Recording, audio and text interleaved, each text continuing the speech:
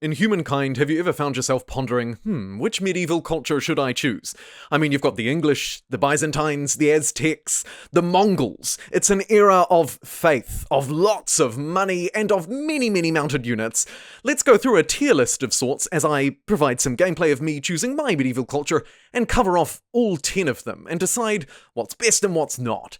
First up, we have the Aztecs. They're a really spicy one. I think there's a lot of flavor with the Aztecs. Their trait simply provides you a 25% discount on producing units. Great to have. And remember, you'll keep that throughout the game. Their emblematic quarter is a sacrificial altar. It provides some faith, stability, and influence, and crucially, it gives you this fun little special thing where you can sacrifice a unit, a population, to celebrate, to have the celebration bonus in your city, which is so funny and on point. Their emblematic Jaguar warrior also doesn't take any combat damage penalties, so a really resilient melee unit. Next up, we have the Byzantines, and these guys are all about money. Money, money, money, money, money. Also, a slight alliance flavor. Their trait is plus 5% money per alliance. You may or may not be able to take advantage of that depending on how warmongering you've been, but their district provides a great deal of money. Again, there's a flavouring here though. It does require horses to really get a benefit from it. Plus 5 money per horses, plus 25 money per adjacent horses, so there's a real planning element here too. But it also just gives you some flat bonuses, plus 3 money, another trader slot. Their emblematic unit is again a melee close combat unit. However, this time they have the honor code promotion. So basically what that means is an enemy army can't retreat. All in all, you have a really strong economy. It is a little reliant on alliances and horses though, so it's hard to see them being a top tier culture. Next up, we have the English. They seem to feature across almost every era in Humankind, and in this one, they're fairly similar to what we've seen from previous and indeed future cultures. They have a plus 3 industry on farmers' quarters, so a little bit of alliance there between culture, between industry and food. Their stronghold district is very defensive, and it combos well with their emblematic unit. Of course, it's the English longbowmen. We've seen this in Civilization 5, Civilization 6, really in any 4X strategy game. The longbowman is a very powerful and uniquely English unit. In Humankind, it is of course a ranged combat unit. It takes a damage penalty of 8 points from close combat units. So of course it's very within flavor, but it's very powerful. It has a 4 range, 4 movement, and 32 strength. Really strong unit, and like I say, combines well with their fortification and ranged unit buffs on their stronghold. Next up, we have the Franks, right next door to the English, but very, very different. You get a whopping plus 50% food on cities and outposts with the French. That's their trait, and you keep that throughout the rest of the game. This is borderline overpowered, dare I say. Their emblematic quarter provides plus 3 faith, plus 5 science, another researcher slot, and 2 influence per adjacent district. This is the jack of all trades emblematic quarter, but really that science bonus is very, very strong.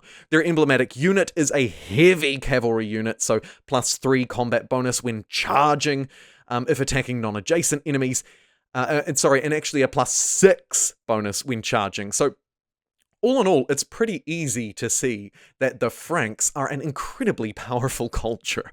Honestly, I'd have to say they're probably going to be my pick in many games throughout the medieval era. Very, very, very strong indeed. Now let's jump over to the Ghanaians. A difficult word to say. I find myself almost saying onions.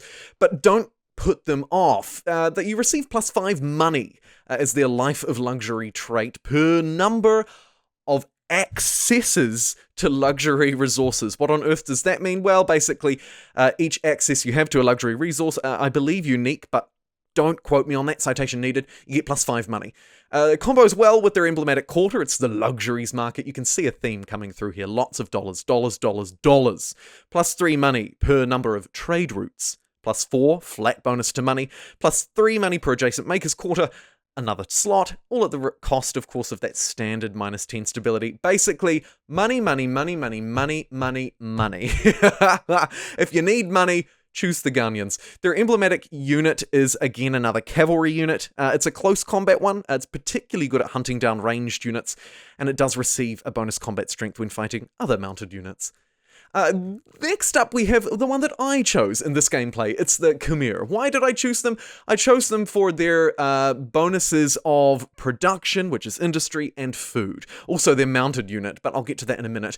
You receive +2 industry per workers on cities. You also receive, with their emblematic quarter, +1 industry per population, +2 industry per adjacent river. And I had quite a few rivers, so I was really keen to play them. Also, +1 food per district. So you can see they sort of combine growth and industry. There's a slight geographical flair towards rivers, but you don't have to have a lot of rivers to take advantage of them.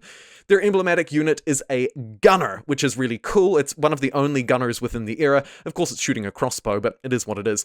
But crucially, it can move and fire. Very powerful. It's basically just a dude with a crossbow on the back of an elephant. I mean, you can't go wrong. You really can't go wrong. Next up, we have the Mongols, and of course, it's mounted mayhem with the Mongols, as you would expect. They do receive a nice trait which combos really well with their unique unit as well.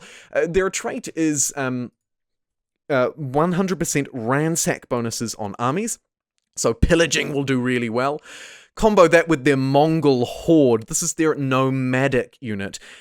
Think the early game nomad unit on steroids. It's a special unit that gathers food through fighting and ransacking in order to multiply. This is really, really, really fun. I can't stress this enough, and I think they're a top tier culture purely because of how fun it is, but also it's very, very strong. It's a multi-move unit, so it can move, all movement points depleted, and ignores zone of controls. Their emblematic quarter, the Order, automatically upgrades a regular outpost into a city.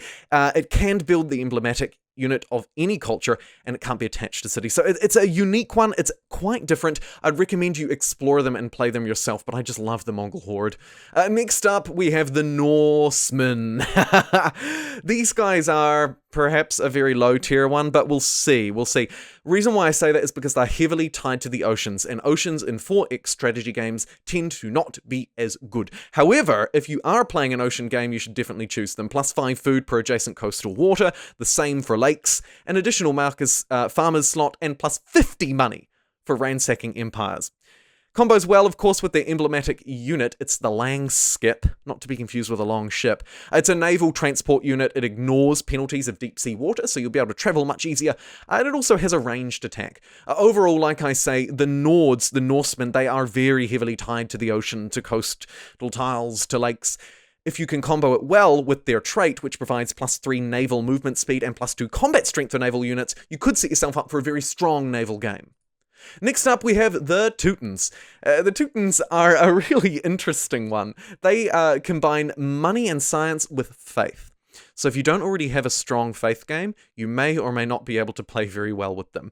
Their trait gives you, like I say, +1 money and +1 science per state religion, so it must be the state religion followers within your empire. I'm going to assume you have quite a few of them. You're probably going to get quite a bit of money and science off this if you're playing the religious game right. Their emblematic quarter provides +1 faith per district and +3 faith per adjacent district to it. So a nice faith bonus, also 3 influence chucked in there for good measure. Their emblematic unit is a heavy cavalry. It receives bonus combat strength fighting against enemies with different state religions.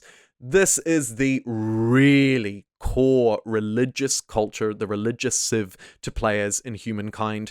I'd recommend you play them with that, but if you don't have a state religion, garbage tier, I would say. And finally, last but not least, and no, I didn't have to Google their name to pronounce it, it's the Umayyads. These guys are really interesting. One of the other powerful scientific cultures, so really only one of maybe 2 or 3 picks in the medieval era as well. They provide a 10 science bonus per number of territories on all cities. That's their trait, by the way, so you keep that forever. Their emblematic quarter is the Grand Mosque, but don't be fooled. It actually provides science, +3 science per number of territories, and +1 research slot on each city and outpost. Finally, their emblematic unit, the hahah, is a cavalry unit, again, as we would expect from this era. It's a close combat one, ignores enemy zones of control, good at hunting down ranged units, and it drains stability during sieges. fun little bonus there that makes it a little bit more unique. Overall, a very powerful scientific culture indeed, and particularly if you're coming from an expansionist gameplay, because there's a lot of synergy with number of territories and number of cities there. So something to bear in mind. I think a top-tier culture, dare I say.